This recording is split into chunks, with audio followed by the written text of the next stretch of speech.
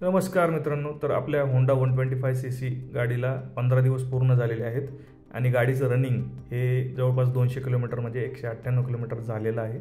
तर आज आपण पाहणार आहोत की गाडीचे फीचर्स आणि स्पेसिफिकेशन्स काय काय आहेत आणि 200 किलोमीटर यूज केल्यानंतर गाडी एकंदरीत कशी वाटली मला आणि एकंदरीत रिव्ह्यू काय आहे गाडीचा. तर फर्स्ट ऑफ ऑल गाडी आहे 124cc म्हणजे 124cc. जरी गाडीचं नाव 125cc असले तरी गाडीचं इंजिन ॲक्युरेट 124cc आहे. त्यानंतर गाडीचं कंपनीचं ॲव्हरेज हे 60 किलोमीटर पर लिटर त्यांनी दिलेलं आहे. इंजिन टाईम 4 स्ट्रोक BS6 आहे. त्यानंतर पॉवर ही 8.30 PS म्हणजे 6250 RPM आहे. त्यानंतर मॅक्स टॉर्क 10.4 Nm म्हणजे 5000 RPM आहे. ब्रेक टाईप्स फ्रंट जे आहे ते ड्रम आहे आणि रिअर ब्रेक जे आहे ते पण ड्रमच आहे या मॉडेलसाठी. तर हे आहे ड्रम अलॉय मॉडेल. आणि त्यानंतर फ्युअल कॅपॅसिटी, तर या गाडीमध्ये एकूण 5.3 लिटर पेट्रोल हे बसतं म्हणजे टाकीची कॅपॅसिटी तेवढी आहे. नंतर गाडीमध्ये कोणकोणते कलर्स अवेलेबल आहेत ते पाहूया. तर आपण जी गाडी घेतलेली आहे ती आहे पर्ल नाईट स्टार ब्लॅक. यानंतर नेक्स्ट कलर अवेलेबल आहे मिडनाईट ब्लू मेटॅलिक. त्यानंतर हेवी ग्रे मेटॅलिक. त्यानंतर रिबेल रेड मेटॅलिक आणि लास्ट पर्ल प्रिसियस व्हाईट असे कलर्स यामध्ये अवेलेबल आहेत. तर एकंदरीत गाडीचा 360 व्ह्यू तुम्ही पाहू शकता. येथे आहे ॲक्टिवा 125चा लोगो आणि गाडी एकदम क्लासी दिसते. अजून गाडीचं नंबर वगैरे आलेला नाही आहे, तर आपण टेम्पररी नंबर लावलेला आहे.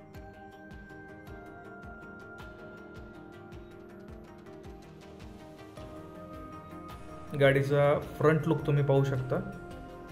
एकदम क्लासी लुक दिलेला आहे गाडीला. आणि यानंतर आपण गाडीचे फीचर्स हे 1 बाय 1 पाहूयात.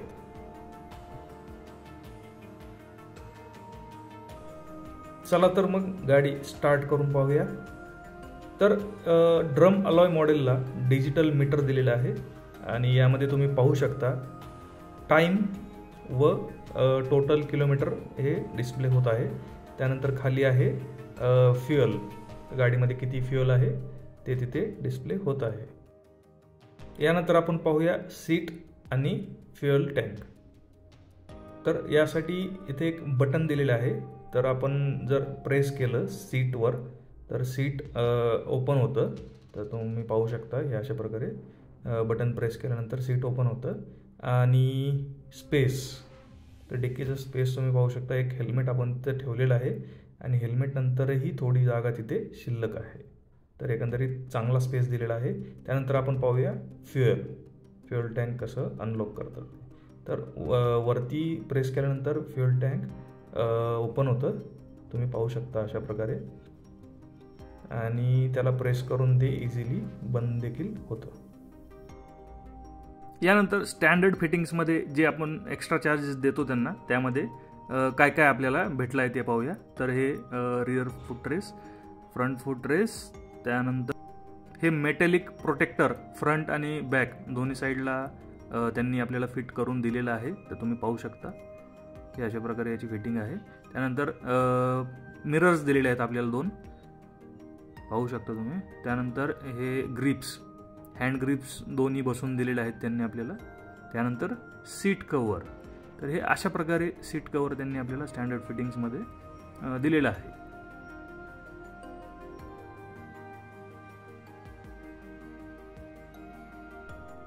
त्यानंतर तुम्ही फ्रंट साईडलाही पाहू शकता मेटल प्रोटेक्टर फिट करून दिलेलं आहे त्यांनी आपल्याला. यानंतर आपण पाहणार आहोत की गाडीचं ॲव्हरेज किती आहे. तर ज्यावेळी गाडी डिलिव्हरी भेटली होती आपल्याला त्यावेळी मी गाडीची टँक फुल केलं होतं, म्हणजे 5.3 लिटर आपण त्यात टाकलं होतं आणि तेवढ्या पेट्रोलवर गाडी 190 किलोमीटर चालली. म्हणजे जर एकंदरीत पाहिलं 190 डिवाइड बाय 5.3 जर केलं तर अराउंड 35 येतं. तर आपली गाडी ड्रम अलॉय आहे, तर या गाडीला डिस्क ब्रेक नाही आहे. तर तुम्ही पाहू शकता हे असं अलॉय व्हील्स आहेत.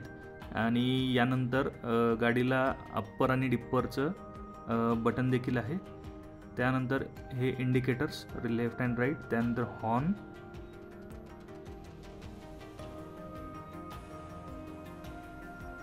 तर आता तुम्ही पाहू शकता टोटल किलोमीटर हे 198 आहे आणि मी परत एकदा गाडीचं पेट्रोल टँक फुल केलेलं आहे. तर नेक्स्ट व्हिडिओमध्ये आपण पाहणार आहोत की गाडीने एक्झॅक्ट किती ॲव्हरेज दिलं, त्यानंतर गाडी आपल्याला ऑन रोड किती रुपयांना बसली आहे. तर मी पूर्ण त्याचं कोटेशन हे एक्सप्लेन करणार आहे, including RC, RTO charges, taxes, insurance आणि इतर गोष्टी. तर धन्यवाद मित्रांनो.